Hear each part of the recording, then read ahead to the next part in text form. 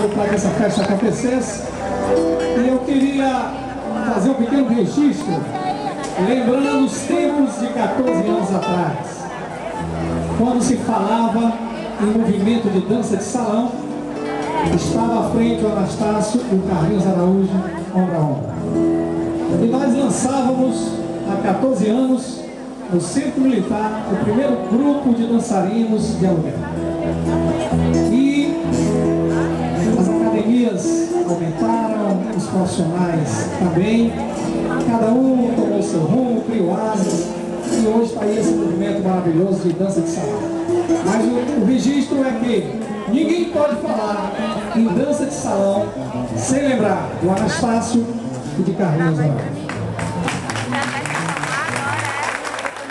E também Fonseca Júnior, que foi quem iniciou essa carreira junto com a gente, né? Pois é isso aí, gente. Então eu queria agora que todos cantássemos aqui para o Anastácio, parabéns. O bolo já está ali. Capricha, Miranda.